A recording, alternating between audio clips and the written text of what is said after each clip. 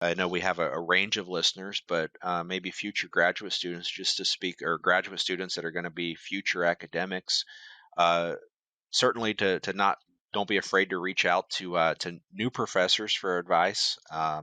We've gone through some of the challenges that you may be facing in the next year or two recently, so we could certainly help with the transition from graduate school to a PI. But also, I'd like to speak, I guess, on behalf of an academic to industry groups, and um, hopefully, industry groups will be comfortable reaching out to academics, and maybe things that we can do to help some of the challenges that you're facing on a daily basis, or challenges that you're facing in your I guess entity or industry group, that whether it be specific questions, or if you just want to reach out to see what goes on in our world. Certainly love to hear from industry groups. Swine. Hello, everyone. I'm Laura Greiner, your host for today's Swine podcast.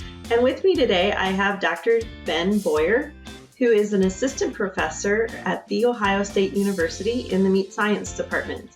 Ben, how are you today? I'm doing great. Thanks for having me. Well, we're glad to have you on today, Ben. Some of our audience may not be familiar with you, and so before we really start talking, if you wouldn't mind giving a little bit of an introduction about yourself, that would be great. Yeah, so my name's Ben Boyer. I'm on faculty here at Ohio State University. I've been on faculty in my current position here for just over 2 years. Prior to that, I was at the University of Guelph in Ontario, Canada, in their Department of Food Science for 4 years as an assistant professor. Going back from there, I received my graduate training. I did my master's at Ohio State University and my PhD at the University of Illinois. And during that time, and during that training that I received as a graduate student, worked in the area of meat science and muscle biology. And University of Illinois is really a well-known university for their research and pork quality and pork eating experience. So had some of those opportunities there. And then when I began my career as a PI and as a academic researcher, continued some of those opportunities within the pork industry, working with both maybe ways that we would manage pigs during the finishing phase, fresh pork quality, as well as further processed meat quality as well. Perfect. Well, that's certainly a diverse background, and you've had a lot of great experiences. One of the things I think I'd like to talk to you a little bit about today is really your role there at the university. We talk a little bit about you have a teaching appointment and a research appointment, and really how do you mesh those together? And then we'll also talk a little bit, I think, at the end towards, how do industry and universities work together in terms of creating those common goals when it comes to research. So I think I really want to start kind of at the beginning. As you came out of your program and you started in these roles of professorship, if you will, what were some things that maybe surprised you when you were first getting started that you wish you would have known? Yeah, so I guess we'll just start at the beginning in terms of maybe talking to graduate students that would have an interest in pursuing academia as a career. Most positions, at least at land grant universities in the United States, are split between teaching or education, research, as well as extension and outreach. So whenever you're looking for a position, usually you're going to have a percentage breakdown of those three categories. And you may not have all three categories. For instance, my current position here at Ohio State is 65% research and 35% teaching, meaning that I spend about two-thirds of my effort on research and about one-third of my effort on teaching. And that can be working with graduate students as well as classroom instruction. So that's something that if you're going into academia that you may not be aware of, just in fact what professors do on a day-to-day basis in terms of their time management and their responsibilities. But in terms of when I started my career, I started at the University of Guelph in Ontario, Canada. In that position, I had a split appointment between teaching, research, and then university service. So in that particular appointment, It's important to begin establishing, a research program, begin collaborating with other researchers as well as conducting research independently in the lab setting, but also developing scholarship from a teaching standpoint, working with undergraduate and graduate students, providing opportunities for them to learn and to become educated and more well rounded in the particular discipline that you're teaching. Yeah, it's very good. One of the things I always hear from starting professors is really that research program. How do you get that started when maybe you are coming straight out of graduate school and you've had a few relationships or a few networks that you've created, but maybe not the vast type of relationships that we would see from full professors? How do you, or what recommendations would you make to people just getting started? Yeah, it's very similar to maybe going into private industry and um, you know, a certain employer may want 5 to 10 years of experience. It's very similar with funding agencies wanting that documented success or documented experience for a particular topic. So that's one of the most challenging things is finding funding for your research and indicating, hey, I have the tools and the knowledge necessary to accomplish these research objectives. So I would encourage new professors or maybe graduate students that are looking to go into academia to really tailor their experiences during their graduate program and be able to learn how to conduct experiments, whether that be at the farm or in a benchtop lab setting, and then be able to put those experiences on paper and be able to explain how you're going to conduct research, as well as how you're going to take that research to the next level and actually share it with others and make an impact to the industry or to the scientific community. Yeah. One of the other things I always think of too is when you first get started, you may not be able to compete for those USDA grants, but can you potentially get on a another person's USDA grant and be a co-PI to start to get your name out there and show that you have the capability of being a part of a program, or working with industry or commodity groups. And so sometimes I think that might be the easier way for some of our younger professors to get started. Is some smaller trials, get some dollars in their pocket, and start to build that portfolio. What experience have you had working with the industry in doing such a thing?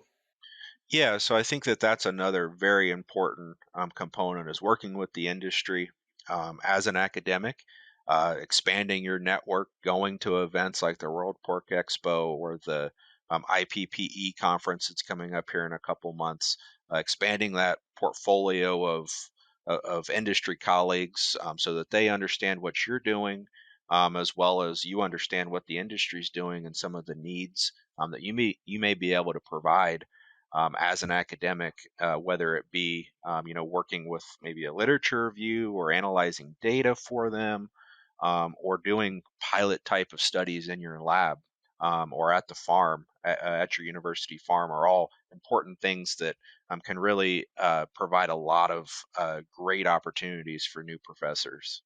Mhm.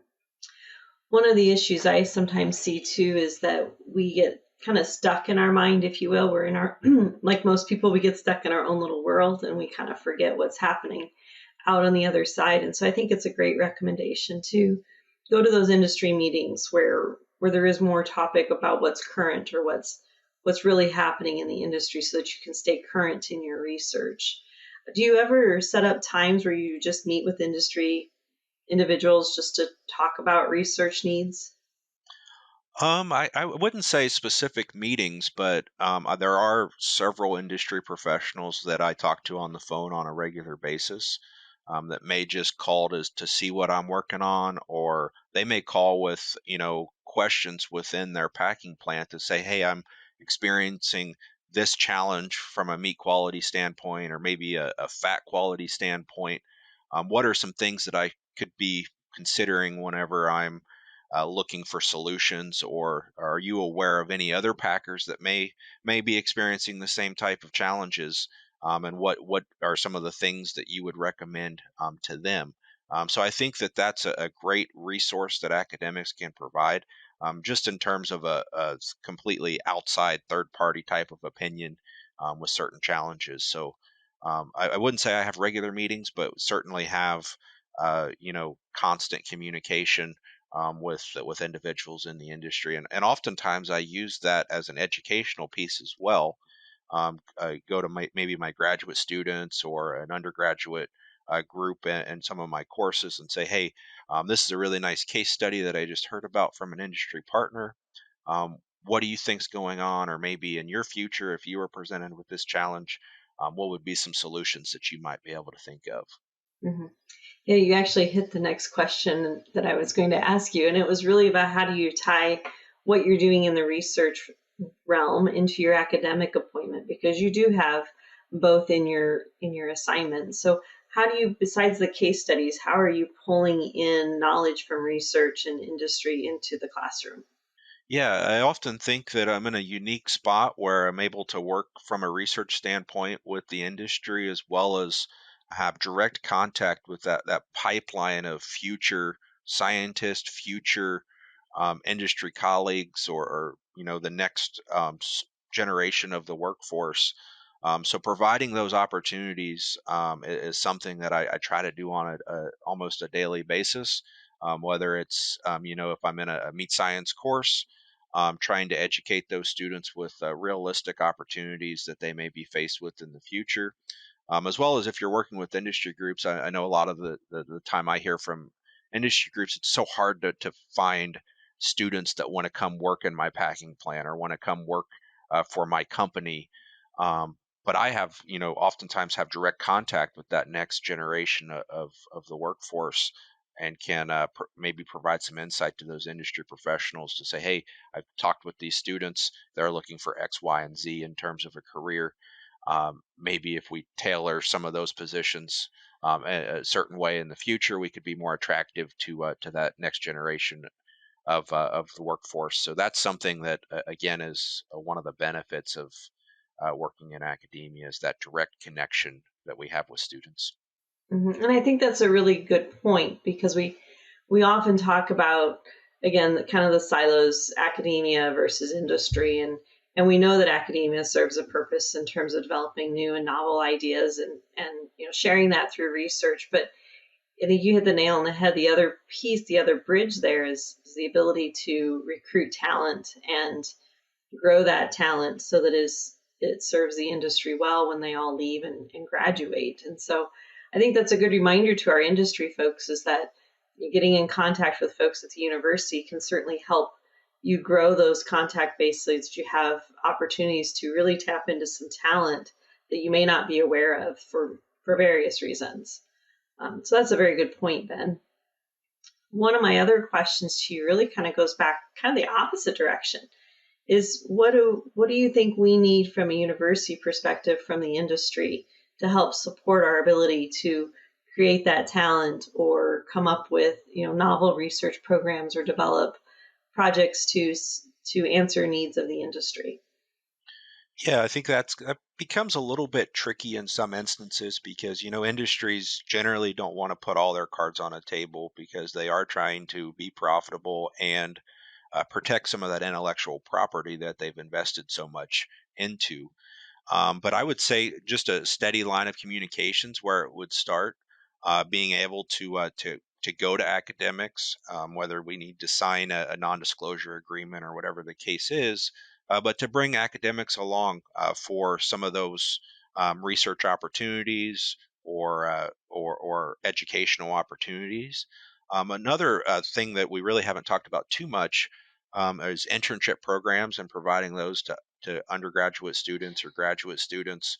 And oftentimes, those internship programs could be even more successful if we loop in an academic partner, maybe a professor or something along those lines, and work together on research efforts or educational efforts for students.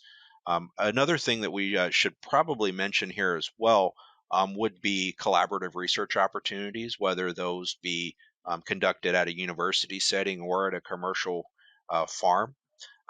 Those type of collaboration opportunities can be really successful in terms of gaining knowledge that could be helpful for the entire industry.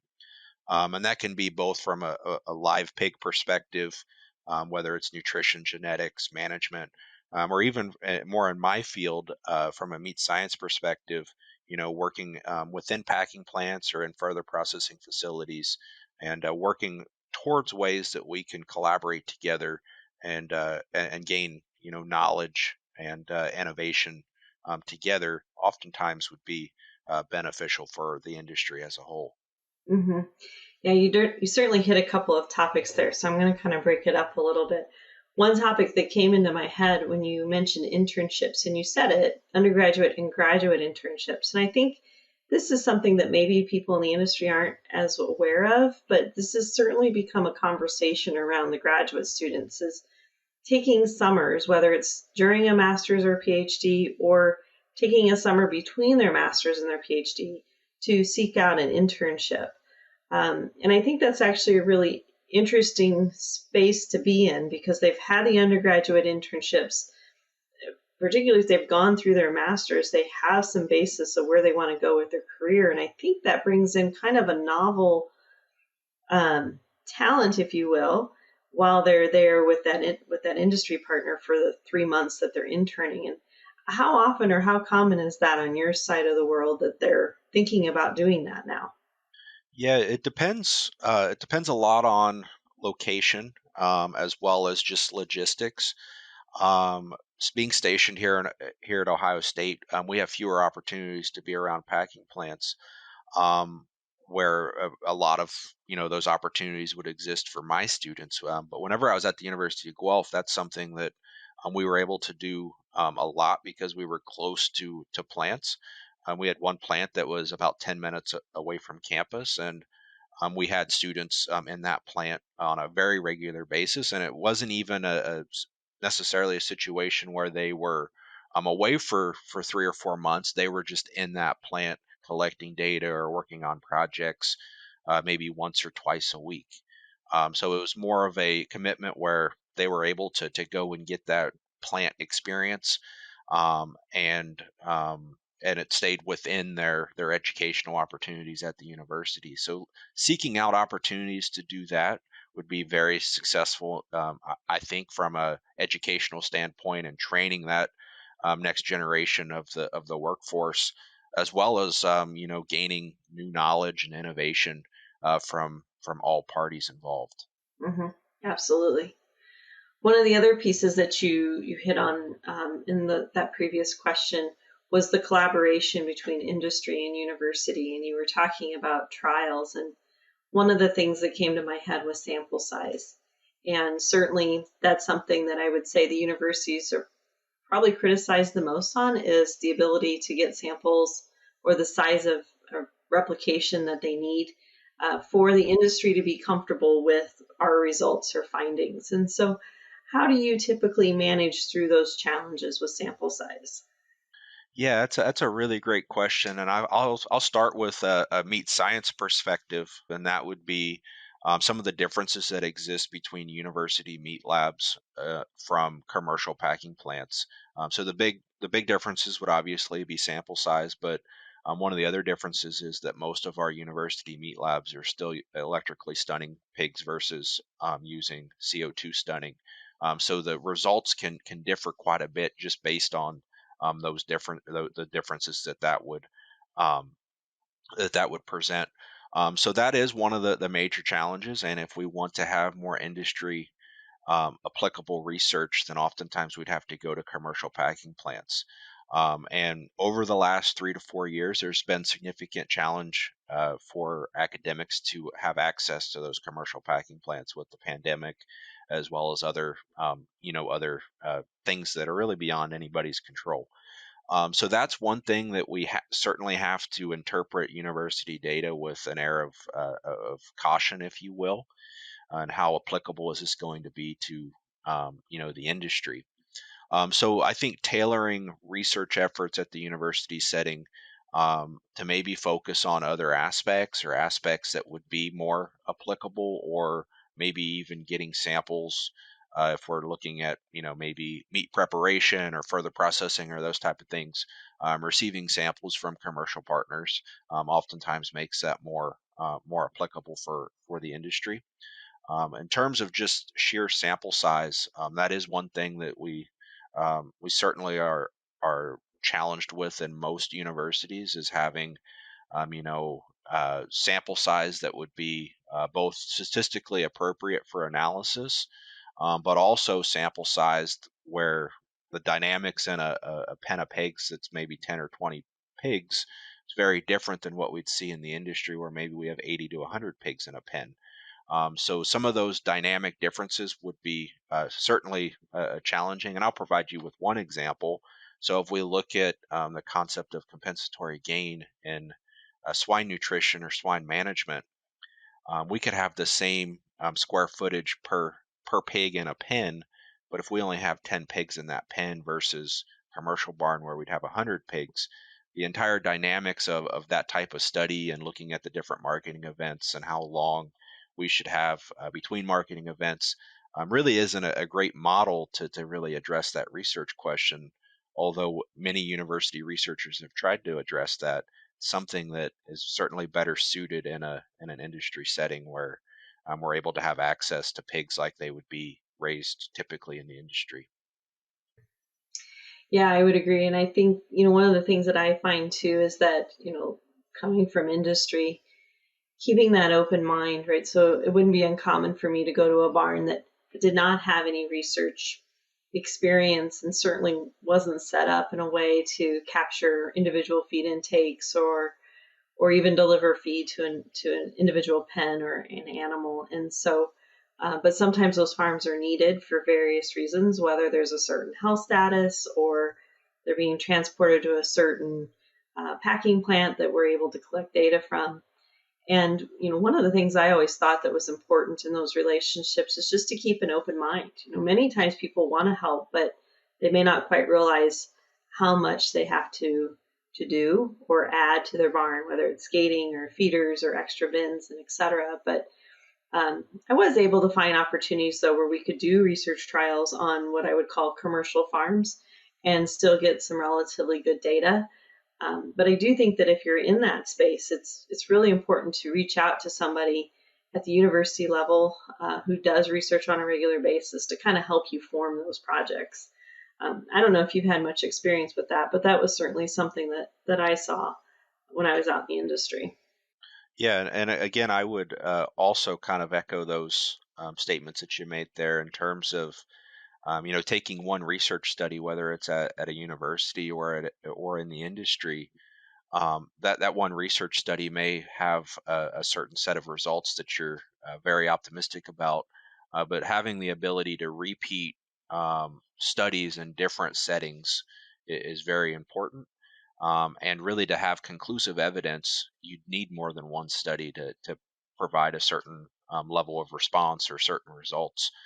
So I do think merging university research with industry research is important, and something that we may be able to do more at a pilot setting in universities, that we're able to better control parameters or better control confounding factors, and then taking that research and treating it more like a pilot study and taking that to the commercial industry and replicating maybe the treatments or replicating some of the study design at a larger scale, certainly improve your confidence in the results.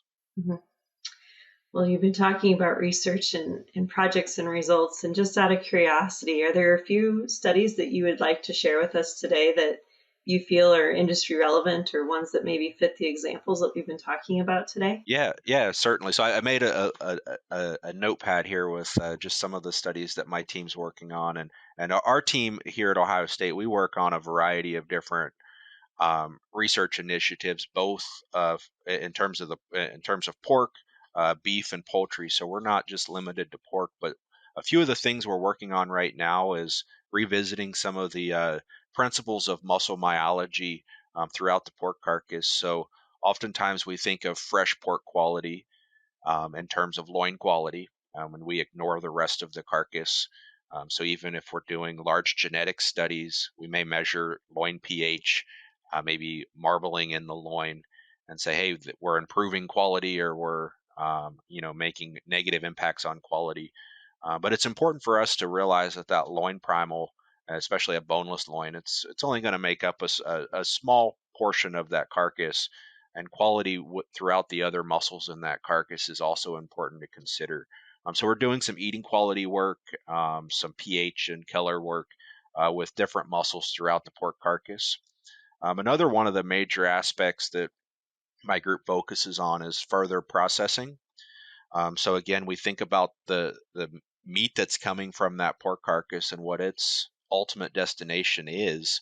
Around 75% of that pork carcass is going to further processing, whether it be bacon, sausage, ham, you name it. So, investigating further processing quality, both quality of raw materials as well as investigation of new processing techniques, new ingredients that we can use in processing, I think is fairly important. I know that looking at ingredients that can make meat products healthier and more sustainable is something that my group's really focusing on right now, whether that be adding ingredients that would make shelf life of meat products, improve shelf life of meat products, or adding ingredients that would help supplement an already very healthy product, but maybe adding things like dietary fiber or uh, pro-oxidants and those type of things that would certainly help boost health of the consumer are things that we're looking at. But yeah, uh, several different interesting topics within the pork sector are underway. Yeah, absolutely. I think that could be a whole nother podcast in itself, right? Meat quality and how do we work through not just at harvest, right? But as you talked about, further processing of the product. And so that, like I said, that could be another whole hour conversation. And I think that would be fascinating.